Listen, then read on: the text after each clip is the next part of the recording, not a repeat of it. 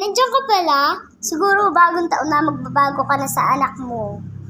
Ay, syempre, Mare. Bagong taon na, hindi pa ba ako magbabago? Syempre, hindi na ako magagalit talaga sa anak ko. Ay, mabuti yan, Mare, kasi palagi mo na lang yata napapagalit ang anak mo.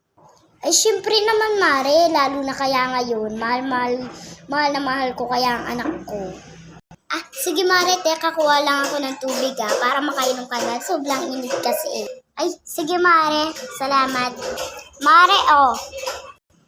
Ay, salamat, Mare. Mare, nandiyan na yung anak mo, oh. Nandiyan ka pala, kanina pa kita hinahanap. Nay, siguro, magbabagong taon na. Di ka na magagalit sa akin, no? Ay, syempre, forever pa. Yes, di na magagalit sa akin.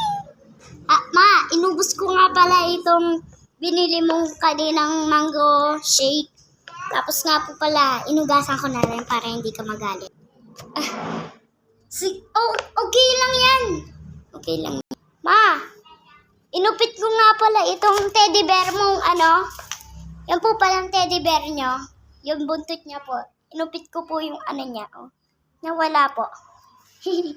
Ayos lang po ba, Ma? Ah. Oo, sige. Ayos lang yan. Bibili na lang ako ng bago. Sige na.